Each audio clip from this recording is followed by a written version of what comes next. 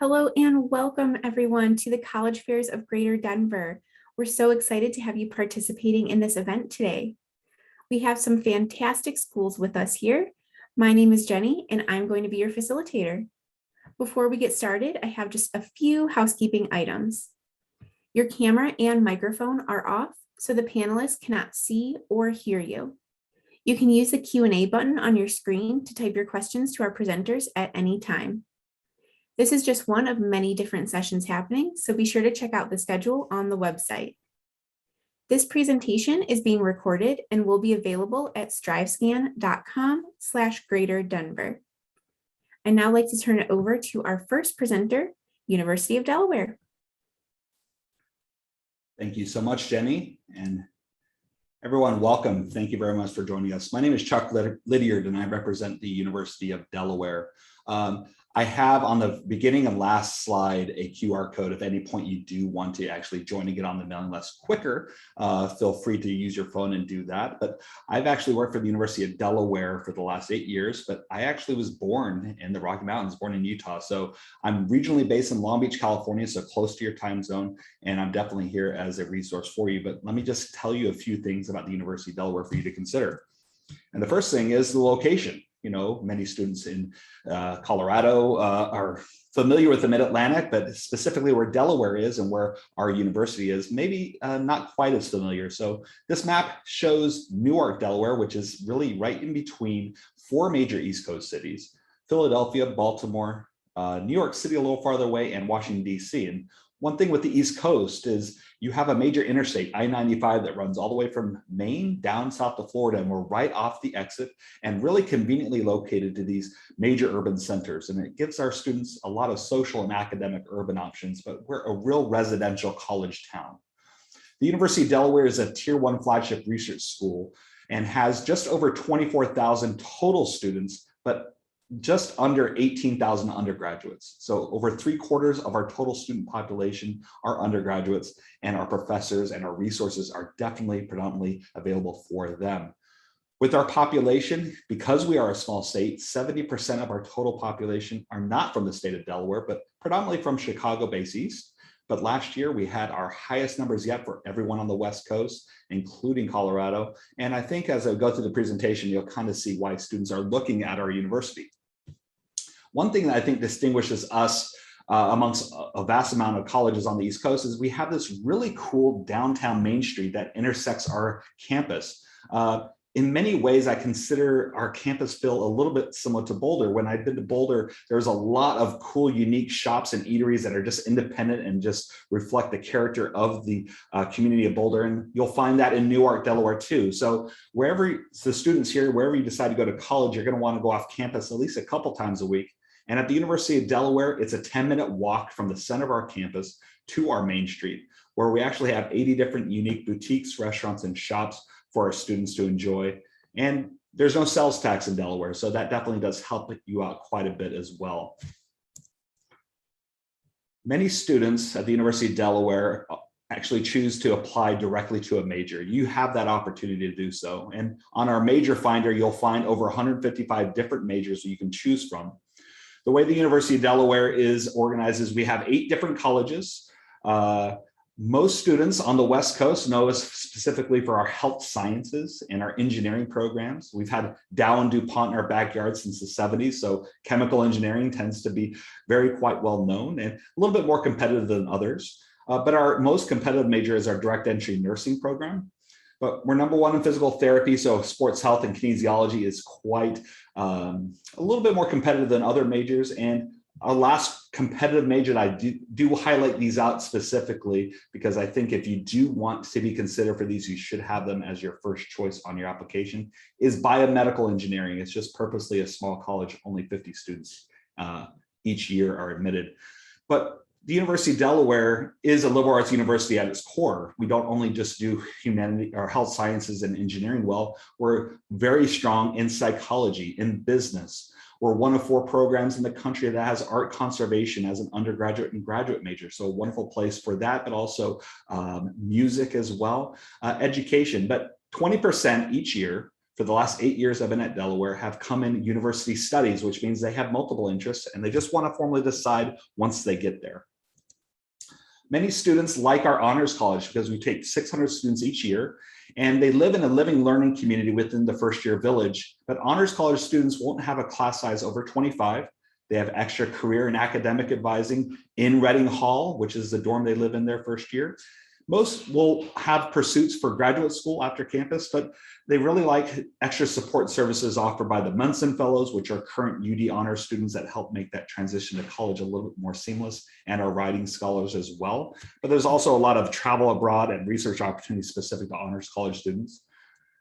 We also were the very first scholars to do study abroad. We can do the traditional fall or spring travel abroad opportunities, but we also have a 6.5-week break between the fall and spring semesters that a lot of our students might travel abroad during our winter session. So just know at the University of Delaware, we've been doing it for nearly 100 years, and our number of programs continues to grow each year based on our students' interests. About the application process, most students use the common application, although we do accept the coalition as well. You just have to do the required essay on the actual application platform you choose. We do require the self-reported academic record, and I'll give you some links and information in the chat following my presentation on that. Essentially, you need to self-report your whole academic transcript in addition to filling out your application. We're test optional for all students through the 2023 year. All you have to do is indicate that on your application and apply. There's no supplements required. You just need a counselor letter of recommendation as well, or the secondary school report, but you can send your other letters of recommendation.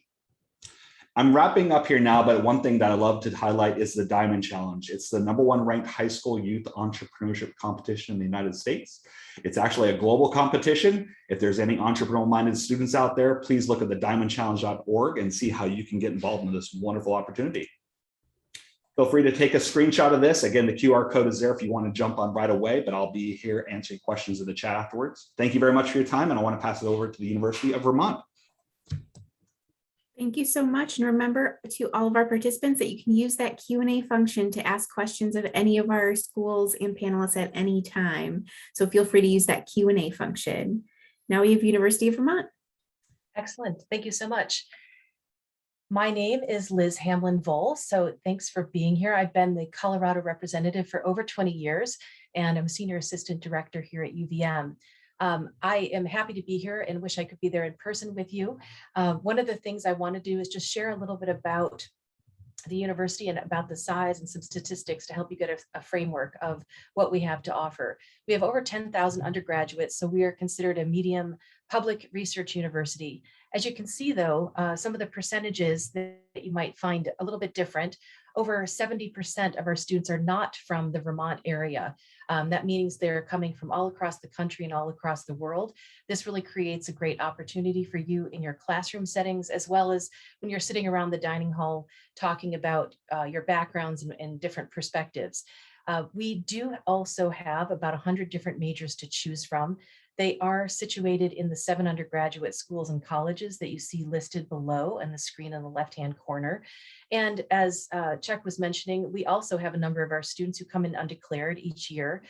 We have you apply directly into one of these schools and colleges. Some of our most popular majors include business. We have 5 different engineering programs, as well as probably 40 to 45 different liberal arts and sciences programs. At UVM, the environment and sustainability is a really big program, over 22 different minors, majors, as well as concentrations focused in that area, as well as a number of different areas in pre-health.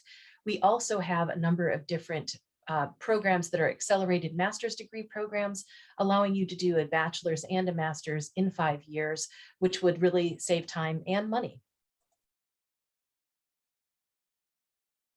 Now, our faculty members are the folks who are really going to be your academic guides throughout this whole process. They are teacher scholars. They're here to teach, but they also are doing their own personal research as part of their time at UVM. Because we have a fairly small graduate population and a small medical school, our undergraduates do get the opportunity to do undergraduate research. We have an office called the Fellowships Opportunities Undergraduate Research Office. They're also the folks that are going to be helping you as students find internships, whether in the Burlington area or in the Denver, Boulder area, or across the world. Other high impact areas of learning outside of internships would be service learning courses or study abroad. And there are a number of different offices on campus to really help you provide that kind of experience, really to kind of build out your 4 years and delve deeper into the different opportunities. Now, the facilities at UVM, we are a land grant institution, which really means that our focus and purpose is really to provide an education that really improves the health and society of our area and the group around us. The facilities like the UVM Medical Center, it's right on campus. So for those of you in pre-health, it's an amazing opportunity to have that right here. Again, the Rubenstein Research Laboratory is right down on Lake Champlain, about 5 blocks away from campus. The Deep Green Supercomputer is in our engineering building. And we also have 4 different research farms and 10 different biodiverse natural areas that we manage throughout the state of Vermont. Now, living on campus is something that we feel is really important to your experience, and it's really how you can find that first community when you come to the University of Vermont. We do this through learning communities that are all themed. You'll select a theme and begin your journey that way. We know that students who connect in this way really do better academically and persist at a greater rate. Now, students coming into the university each have their own unique identity, and we understand that, just like our faculty and staff. But there are certain commonalities, and this is our common ground. You can see these 5 or 6 different values on the left-hand side of the screen, including respect and integrity, innovation, openness, justice, and responsibility. And this is actually something that you're going to start to do as soon as you arrive on campus the very first weekend. The center picture is the candlelight ceremony where you're all really kind of signing that pledge. We also have a number of campus identity centers that create both a space for learning as well as a space to celebrate different identities on campus, as well as a second home. You'll also see that we have diversity and sustainability really baked right into our requirements for graduation. So regardless of the major that you choose, you'll be looking at things through the lens of equity, inclusion, and sustainability, regardless of the major. As I mentioned, we're in Burlington, Vermont. We're about 5 blocks away from the Church Street Marketplace and about 7 blocks away from the shores of Lake Champlain.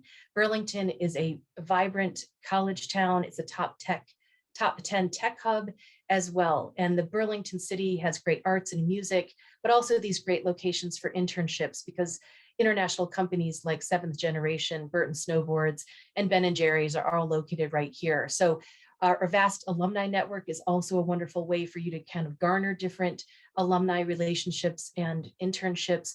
And in the Denver Boulder area, we have quite a strong one as well.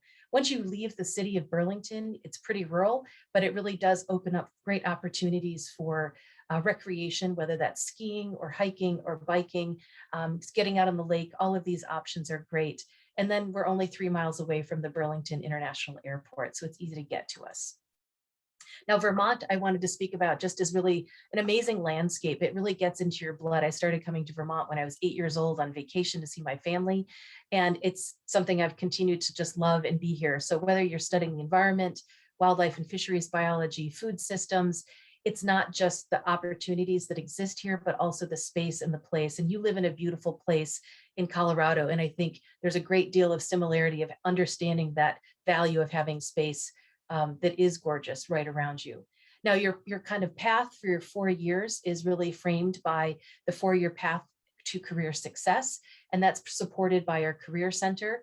And you can see the success for students really bears out in the numbers of 93% being either employed or in graduate school 6 months after graduation. It all starts here in the admissions office, though. You do use the common application or the coalition application. We do a holistic review of your credentials and all the things that you send into us in your application. So we are test optional for fall of 2022, as well as for fall of 2023. Feel free to send those in if you think it will add to your candidacy. And at the time of your application, we are also looking at you for merits-based scholarships. There is no separate application for those, so it's just something you'll be considered for and then notified during your admissions decision letter. The other thing that we're looking at is for you for entrance into the Honors College. And the Honors College is sort of an opportunity for some of our most intellectually curious students.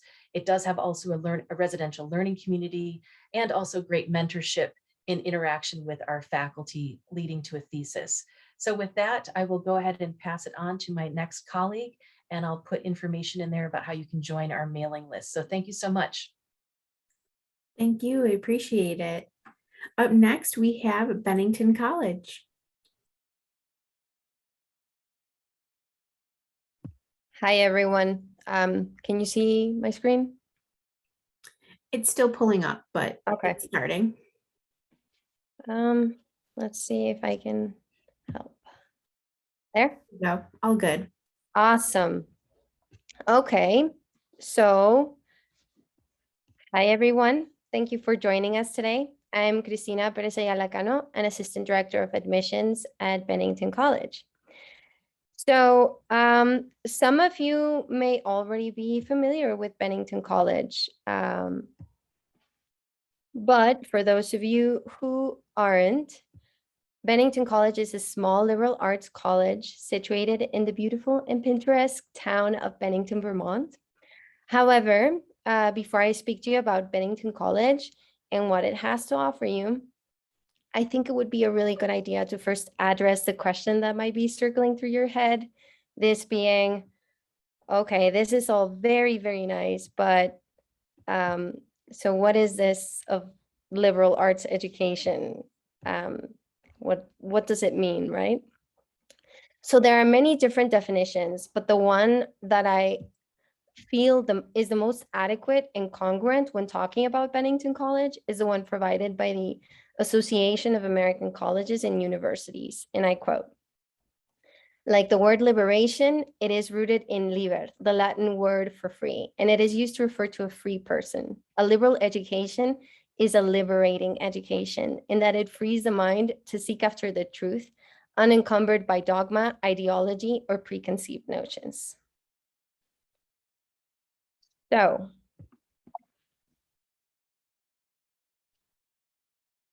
how does Bennington approach a liberal arts education? There are two main ways which I will speak to that are how Bennington actively engages this liberal arts approach. So the first is that we firmly believe that the best education a student can get is one they are actively involved in creating. At Bennington, we call this the plan process. The academic plan is a living documented crafted at the end of your freshman year, when after exploring all Bennington has to offer, you ask yourself, what do I want to study? How do I want to study it? And why do I want to study it? This way, plans can be formulated around a desire to pursue an idea, or they can be formulated around a question as well. So these are some ideas of plans that we have at Bennington College. Then, through a meticulous process where all you have expressed in that at the end of that freshman year is valued and considered, students are assigned a plan committee of 3 to 5 faculty advisors, each an expert in their field, to guide them along their 4 years at Bennington and to support them as they travel through sophomore, junior, and finally senior work at the end of senior year. The second way in which we approach a liberating education is in our belief that students must be engaged with what they study through experience. So at Bennington, we call this the fieldwork term, and it's a 6 weeks internship type program that students must complete at least 4 times, 1 each year while at Bennington College.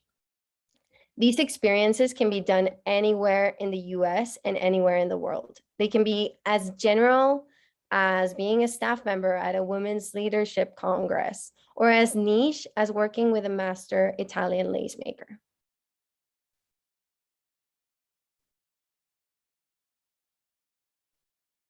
So, through both of these main points, Bennington hopes to give students the flexibility and the adaptability needed in a world that is constantly changing, and where intersecting disciplines have created a plethora of possibilities that pose interesting solutions that can help tackle today's complex issues. Thank you so very much for being here today. I look forward to speaking with each of you Here's my contact information. This is my email. Also, through the QR code, you can find more information about admissions and financial aid. For admissions, the same as my colleagues, we use the common application in Bennington College, but we also have the dimensional application, which you can look at a little bit more through our website. And we also have there more information about financial aid. We have merit-based aid and we have need-based aid. We are also affiliated to Raise Me. So if you're interested, that is an amazing platform that is there for you through your college search journey. So please feel free to reach out to me at any point in time with any questions that you may have. Thank you so much. And I'm excited to hear a little bit more about anything that you might want to share with me. Thank you so much. And that's a great reminder to all of our participants to use that Q&A function. You can talk with any of the representatives here at any time through that Q&A function. They'll also drop their contact information in the chat. I see that most have. So that way you can get in contact with them directly as well after these presentations. Up next, we have St. Michael's College.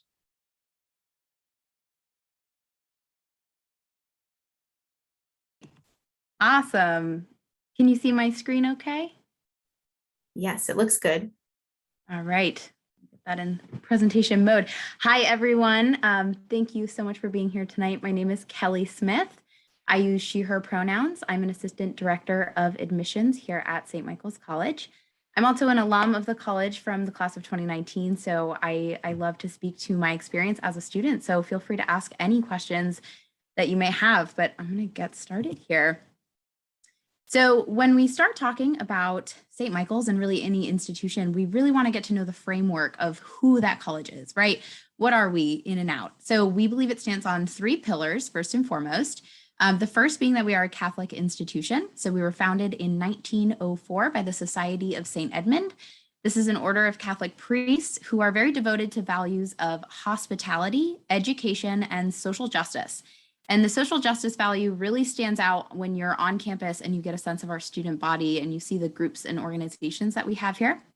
And it's important for me to share that although we are a Catholic institution, we are about a 50-50 split between students who identify within the faith and students who do not. So we are incredibly welcoming and inclusive of all faiths and walks of life and really encourage the beauty of spiritual curiosity, right? Our second pillar is that we are a liberal arts college. And I was so excited by Christina's presentation just then, and you've heard it a few times here, but the liberal studies really and liberal arts is just a beautiful, well-rounded way of encouraging students to find their passions, right? Our motto at St. Michael's is explore freely. So we really encourage our students to tackle their passions in the classroom and explore as they choose. And, you know, the world is multidisciplinary. So we want our students to be able to think on their feet and to bridge those conversations across disciplines. So that's what you're getting in the classroom here. And our third pillar is that we are fully residential. So students are guaranteed housing all 4 years. It is a very unique and fun experience to live on campus all 4 years. You start as a first-year student and you live amongst the same friends all 4 years and you grow with them and go through that experience. So it's very unique, and Student Life does a phenomenal job with programming and different activities going on all year. So it's very fun. But of course, our location is a big part of who we are as well. And, speaking from Colorado, I'm sure you may have heard Vermont is a very similar state along with Colorado. So there's a lot of opportunities here for outdoor engagement. If that's something that you're called to, we're right in the Green Mountains and right across the lake, Lake Champlain. We have the Adirondacks over in New York, and then the White Mountains right in New Hampshire. So there's so much opportunity to, hike, whitewater raft, mountain bike, and then skiing, right? If you're interested in skiing, we do have an $85 seasons pass to Sugarbush. So there's a big ski snowboard culture on campus. And then to our exact location, we're an hour and a half from Montreal. We are about 3 hours from Boston. But most importantly, we are 10 minutes from the Burlington International Airport, which also has our Amtrak station. If you are interested in, or we're 10 minutes from the Amtrak station as well, if you're interested in taking a train instead. So close access, really makes it easy to go home for holidays. But of course, it's really our students who make us who we are, right through and through. So we're a pretty small institution. We're about 1,700 undergraduate students, but 85% of our students matriculate from outside of Vermont. 4% of our students are from outside of the United States. 11% of our students identify as students of color. And we have about a 49 to 51% split between male identifying students and female identifying students. And while we are a small institution, we're really small where it counts, right? So we have an 11-to-1 student to faculty ratio, and our average class size is 18 students. In my experience, and oftentimes in your upper level courses, so junior and senior, your more major intensive courses, you're in classes of maybe 12 to 15 students. And this gives you such a unique opportunity to engage with your learning very, very hands-on, right? So you're raising your hand in class, you are asking those questions and really unpacking the topic at hand. And it also gives you very close access to your professors. 90% of our faculty have a PhD or terminal degree. So your professors are experts in their field, and they are here, they're studying, they're continuing on with their research and their learning, and they're here teaching this because they are excited about it and they want you to be engaged with it as well, right? We have over 40 different majors and minors to choose from. So if you have a program you're interested in learning more about, please connect with me. I would love to expand on those with you. And while we are an academic institution, being fully residential, we really want to see our students find their passions outside of the classroom as well. We have over 50 different clubs and organizations you can participate in, all the way from diversity groups to academic clubs. We are NCAA Division II. We also have, programs like the Center for the Environment and Adventure Sports Center. Anything that you feel called to, we have it. And I guarantee you'll find that click on campus as well. So if you're interested in applying, here are some things you should know. We have 3 application deadlines. So we have 2 early action rounds, and then we have 1 regular decision. All of these are beautiful and totally work for whatever timeline fits you best. I will say for early action 1 and 2, you do get access to our program called SMC First Class. So this is a free college course. It's entirely online. And if you take that class, you do well, you have those 4 college credits and you take it directly with a St. Mike's professor in the spring semester of your senior year. So it's an exciting opportunity. And then, when you do apply, we're not, here's our average numbers here. So we have average GPA of 3.45, and you can see our middle 50% SAT range and ACT range. But really, we are looking at everything here in gold. We are looking at, we want to know who we are admitting. So we want to get to know you as a person. We are test score optional. And we have been for many years now. If you would like to submit your test scores, that is wonderful. And if not, that is okay. You are still eligible for merit scholarship without your test scores. And there is no differentiating between programs that you're interested in. In fact, many of our first year students come in as exploratory. So they wind up having until the end of their sophomore year to declare a major.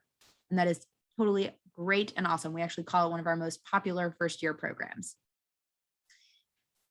All right, and that is all I have, nice and quick. So please, if you have any questions, I would love to chat with you more. I'm very excited and passionate for St. Mike's, and I hope to hear from you. So thank you so much. Thank you. We really appreciate it. And last but not least, we have the University of Richmond. Hello, let me get my screen share going. Hopefully that's the right screen. You look good. Okay, great. Thank you. Excuse me. All right. Hello, everybody. So we started off in the Mid-Atlantic, spent some time in Vermont. We're back in the Mid-Atlantic. My name is Lindsay Montesell. I am from the University of Richmond. I am also a Denver native. So while I'm excited to be here with you virtually this evening, I'm very sad I am not actually in Denver. My trip got canceled this year, so I am doing all of my stuff virtually. So sad to see you not in person, but here in this digital format. With the University of Richmond, we are a liberal arts university. We are sort of mid-sized based on what you've seen thus far this evening. And we have just over 3,200 undergraduate students. We are a residential campus environment. Just about 94% of our students live on campus all 4 years. So it's very much that residential campus feel, strong sense of community. You can see some statistics in terms of average class size, student to faculty ratio, and first year retention rate. And so we have really that personalized attention that you will see as a part of many other small institutions. We have teacher scholars, so our faculty are there because they are not only committed to their scholarship, but more importantly, committed to teaching undergraduate students. We don't have any teaching assistants in our classes. You'll see that 99% have fewer than 30 students. So it's very much discussion-based liberal arts education. For the overview of our, oh, am I advancing? I'm not advancing. Oh no. Hold on, sorry. I'm on the right screen. You know what? I'm gonna stop share for a second. Let's see, screen to share. Nope. Sorry, everyone. That's okay. Don't worry, Lindsay. Well, it's not advancing, so you don't get to see my cool slides, and I've got a little like Venn diagram that I want to show you. Okay, stop share. I'm gonna restart for just a second. All right. From the beginning, let's try this again. All right. Getting into my time. We got it. Okay. We are not advancing. Oh my goodness. You all, 18 months into what is a pandemic of sharing constantly, you'd think I'd have it together. Anyway, so we have 5 schools that make up the University of Richmond. I will keep going as I try and get my screen share to cooperate with me. With this, we, there we go, I got it. With this, the commitment again is for the undergraduate academic experience. So while we have a professional and continuing study school and a law school, the focus is really on what our undergraduate students are doing. We have 3 schools that hold our undergraduate majors, and we really have an integrated approach to our academic experience. All of our students, regardless of what they ultimately will like to study, if you know exactly what you want, that's great. You can start pursuing that in your first year, but we leave you that freedom and flexibility in that first year. You're undecided and undeclared in the School of Arts and Sciences. And so we're about 70% of our students end up having their major, but business is our most popular major. We have our top ranked Robbins School of Business, offering 3 different degrees. We also have our Jepson School of Leadership Studies. And so while you'll find leadership studies programs at other institutions, we are the first school in the nation to focus specifically on leadership studies. And that's not creating the next generations of CEOs, presidents, that sort of thing, but understanding leadership, both ethical and effective leadership as it was, as it is, and as it should be. You'll see there in the middle that 2 out of 3 students do have multiple areas of study. And we have lots of ways where we break down some of those traditional silos that you see at bigger institutions. We have a lot of cross discipline majors. So things like, you know, students that are studying dance but want to have that business acumen, we have arts management. If you're interested in studying neuroscience, that's a concentration in both biology or psychology, so you can approach it from either lens. And we also have some pre-professional programs, so pre-health studies, pre-law, so that students are able to not only really craft a curriculum that works with their academic interests, but also be set up for that next best step. In terms of involvement, we've got over 180 clubs and organizations. So definitely, we're often asked, what does a typical Richmond student do? My pithy answer is be over involved, but that is true. Our students bring a lot. Our applicants have a lot of experiences, and that definitely shows through in what our students get involved in on campus. We are Division I with athletics, so we have 17 varsity teams.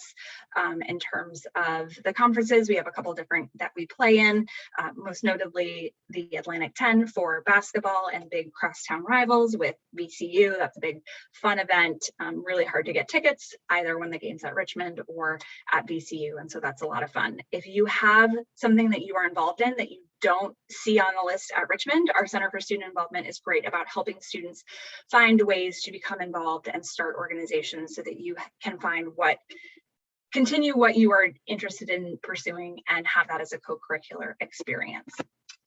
We are located just west of the city of Richmond. We're about 6 miles from downtown, which in Richmond means that it takes about 15 minutes, unlike in Denver where that might take like an hour. Traffic is much, much better. We also have really great outdoor activities.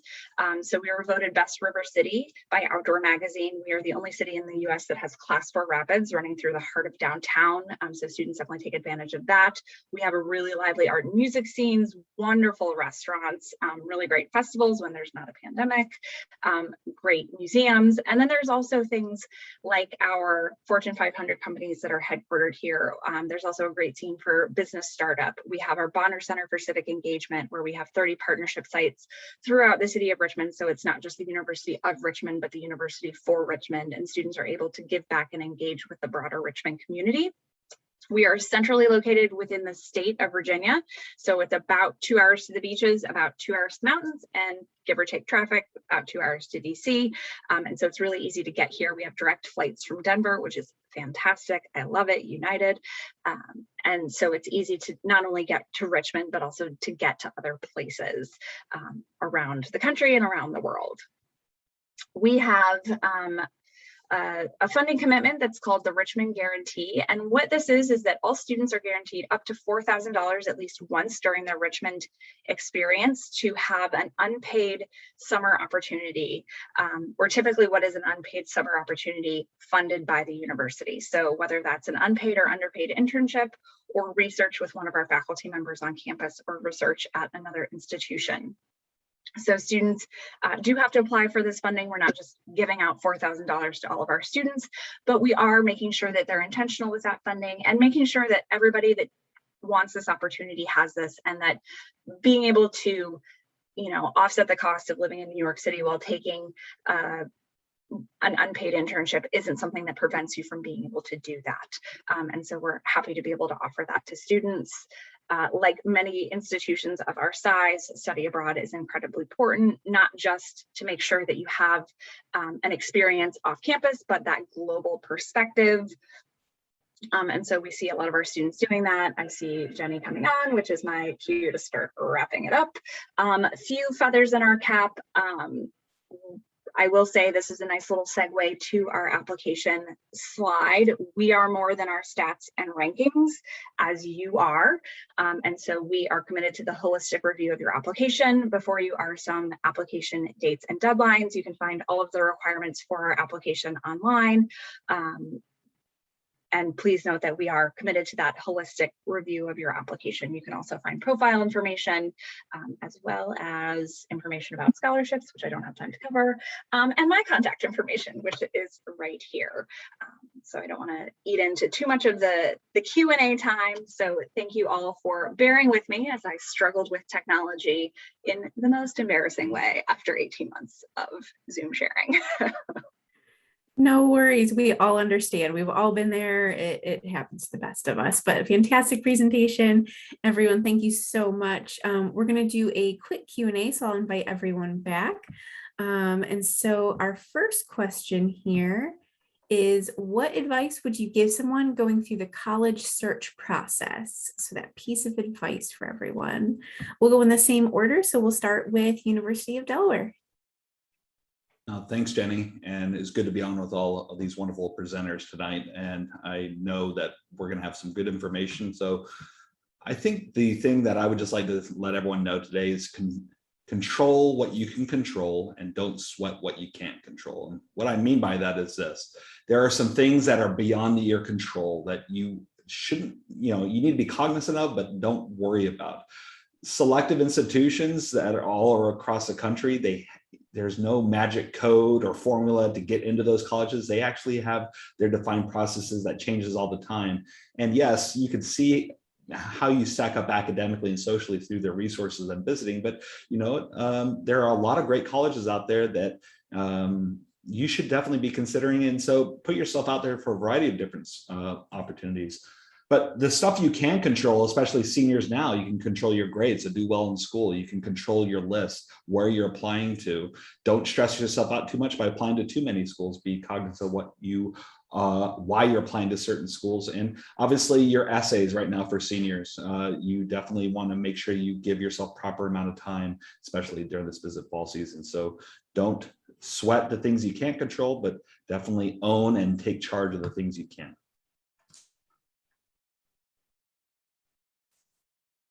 Thanks, Chuck. I think one thing I would say in this time of both in-person and virtual opportunities to visit and to learn more about schools, take advantage of the virtual options, because I think after 18 months, I think all of our schools have figured out a way to help let you understand who our students are and all the different opportunities that exist.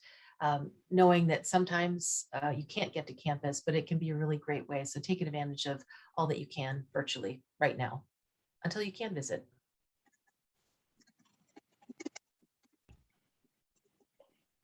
Thank you, Liz and Chuck.